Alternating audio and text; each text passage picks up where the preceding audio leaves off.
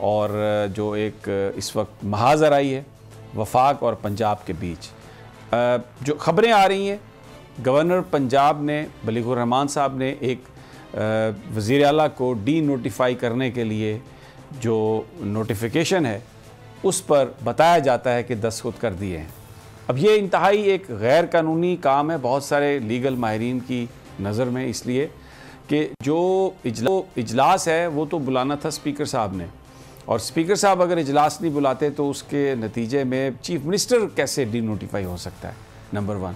और दूसरा, जब एक इजलास हो रहा हो तो दूसरा इजलास कैसे बुलाया जा सकता है। और राजा बशारत के बकौल तो जो ऐवान इकबाल में जो इजलास बुलाया गया था जब हमजा शहबाज जिसमें वज़ीर आला बने थे, वो भी अभी प्रोरोग नहीं हुआ, तो तीसरा इजलास कहाँ से होगा। एक अजीब सी सिचुएशन है।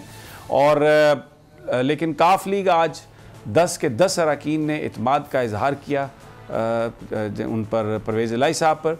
और मोनस इलाही ने एक ट्वीट किया राना सनाउल्लाह को, ये कहा कि मैं आ गया हूँ CM हाउस में और आपका इंतज़ार कर रहा हूँ, कहाँ हैं आप, आइए और ज़रा आके CM हाउस को सील करने की कोशिश तो करें।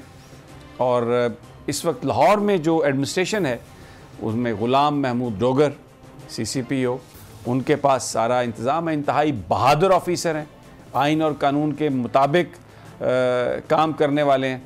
और बहुत सारे लोगों का ख्याल है कि अगर कोई इन्होंने वफाक ने कोई कोशिश की, जिस तरह 1993 में जिस वक्त भट्टू साहब का दौर था और मियां अज़हर को एडमिनिस्ट्रेटर PMLN ने बनाया था, और तब के चीफ सेक्रेटरी जावेद कुरैशी और हाजी हबीबुर रहमान जो SSP लाहौर थे, उन्होंने मियां अज़हर को बिल्कुल भी बतौर एडमिनिस्ट्रेटर इजाज़त नहीं दी थी कि वो अपना चार्ज संभाल सके। बहरहाल विदाउट वेस्टिंग टाइम मियां असलम इकबाल की तरफ चलते हैं। लाहौर में जो भी इस वक्त PTNing है उसमें बड़ा अहम उनका रोल है, सब चीज़ को समझते हैं।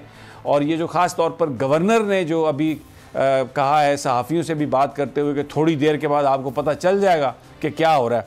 मियां असलम इकबाल साहब, खबरें हैं कि डी नोटिफाई करने के लिए चीफ मिनिस्टर को एक बना लिया है नोटिफिकेशन और उस पर दस्तखत भी कर दिए हैं गवर्नर साहब ने, तो स्ट्रेटजी क्या है तहरीक इंसाफ की? बिस्मिल्लाहिर्रहमानिर्रहीम। बहुत शुक्रिया समी भाई।